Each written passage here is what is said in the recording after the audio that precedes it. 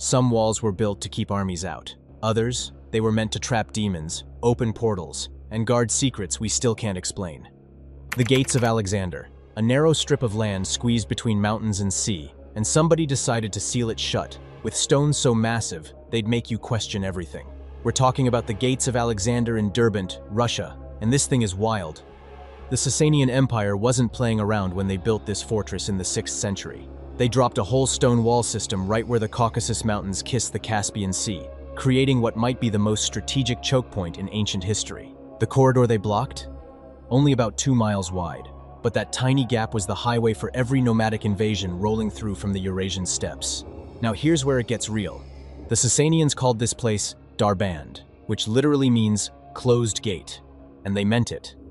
The walls stretched from the mountains all the way to the sea, with fortifications that included over 70 towers and a citadel that still stands today. We're talking about a defensive system so complete that it basically turned an entire region into a locked door. Historical records show this barrier successfully held back the Huns and the Khazars, and even slowed down the Mongols. Think about that for a second. The Mongols, who rolled through most of Asia like it was nothing, had to actually stop and figure out how to deal with this wall. The engineering alone is impressive as hell.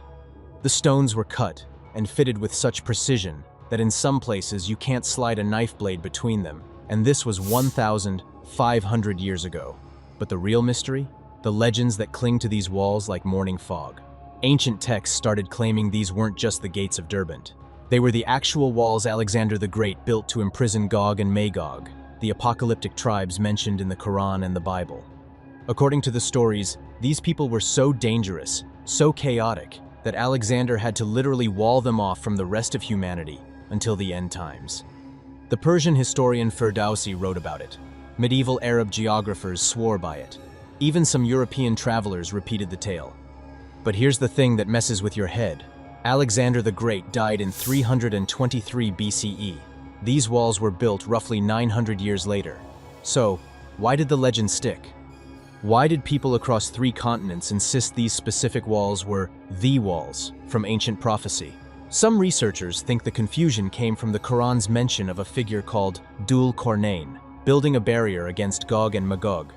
Scholars have debated for centuries whether this was Alexander or someone else entirely, but somehow, these particular walls in Derbent became ground zero for that myth. The locals still tell stories about supernatural forces being held back behind these stones. The Datong Spirit Wall.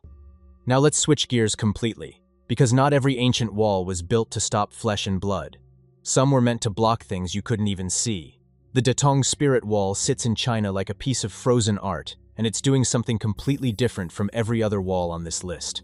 Built in 1392 for Zhu Gui, the 13th son of the Ming dynasty's founding emperor, this thing is beautiful and bizarre in equal measure. It's a 9-dragon screen, standing 26 feet tall and stretching 148 feet long, covered in glazed tiles that shine in blues, greens, yellows, and whites. But here's what makes it unexplainable in the best way.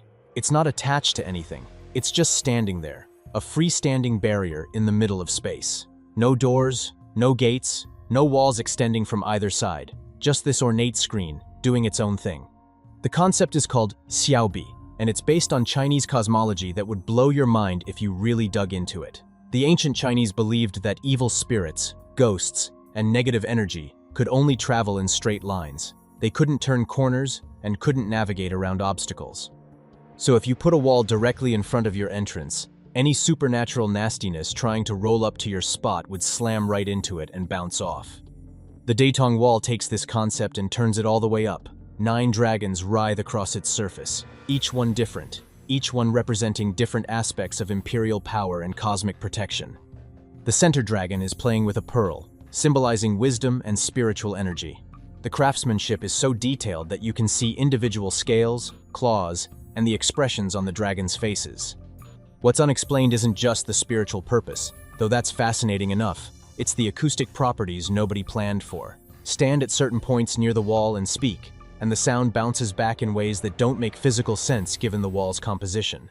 Some visitors report hearing whispers when nobody else is around. The Great Chain of the Golden Horn. Imagine a wall made of water and iron, a barrier that could disappear and reappear in 20 seconds flat.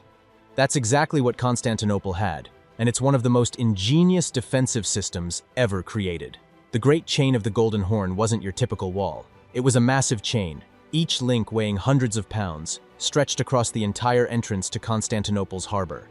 The chain was attached to wooden pontoons that floated on the water's surface, creating a physical barrier that could stop any ship from entering or leaving the Golden Horn. But here's where the engineering gets absolutely crazy. The Byzantines built a mechanism that could raise or lower this entire system in about 20 seconds. Need to let friendly ships through? Lower the chain. Enemy fleet approaching? Raise it up and watch them crash into solid iron. This floating wall protected Constantinople for over 700 years, from roughly 717 CE until 1453.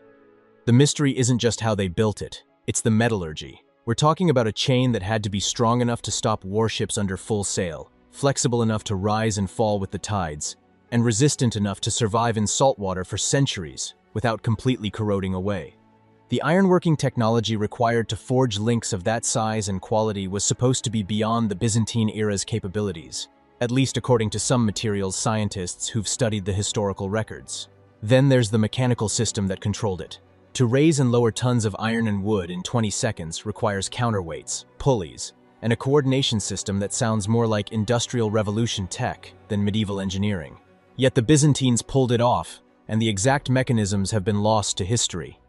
The chain's defeat is almost as mysterious as its creation. In 1453, Sultan Mehmed II couldn't break through it, so he did something that sounds impossible. He transported his entire fleet overland, rolling 70 ships across the hills on greased logs to bypass the chain entirely. It took one night. Historians still debate whether this actually happened the way the sources claim, because the logistics seem almost fantastical. The Gate of the Gods. Now we're heading to Peru for something that doesn't even pretend to be a normal wall. The Gate of the Gods, carved into a red sandstone cliff near Lake Titicaca, looks like somebody started building a door and forgot to finish, except that's exactly what makes it so strange. This thing stands 23 feet tall and 23 feet wide, carved directly into solid rock. At its center is a T-shaped niche, about 7 feet tall, with a circular depression at its base.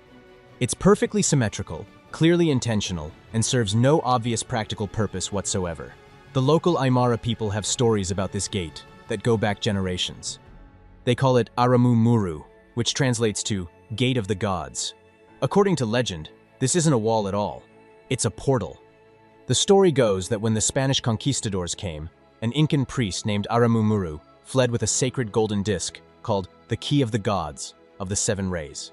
He came to this cliff, placed the disc in the circular depression, and the solid rock turned liquid. He walked through into another dimension, and the gate sealed behind him.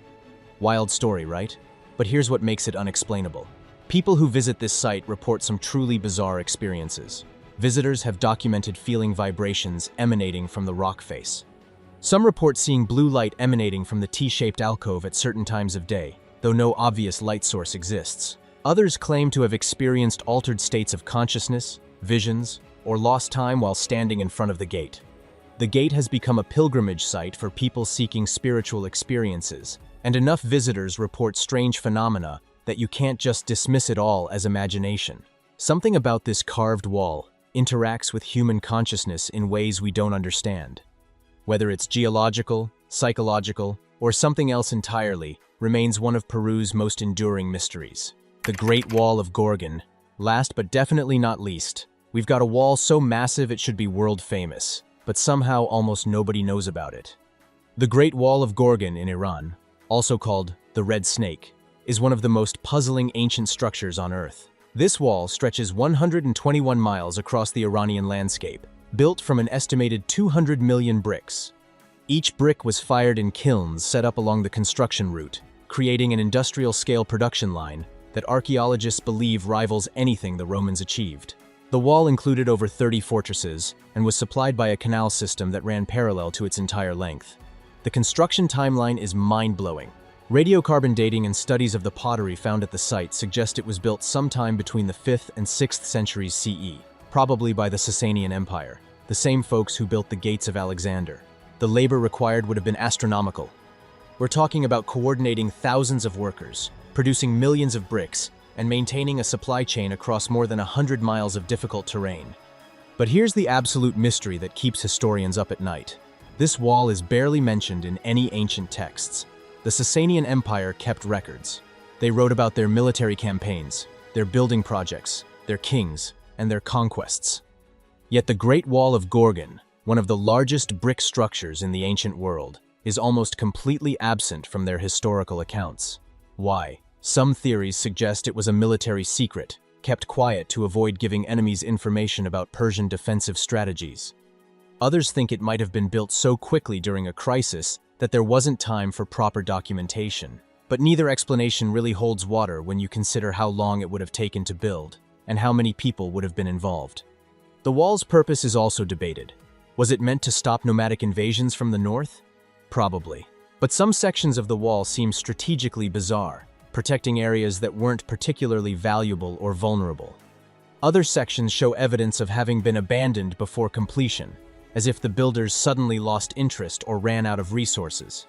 These 5 walls remind us that the ancient world was far stranger and more sophisticated than we often give it credit for. Whether they were blocking armies, spirits, or portals to other dimensions, they all share one thing. They make us question what we think we know about history. If you want more mysteries that'll make you rethink everything, hit that subscribe button and drop a comment about which wall fascinated you most. Stay curious, stay questioning, and I'll catch you in the next one.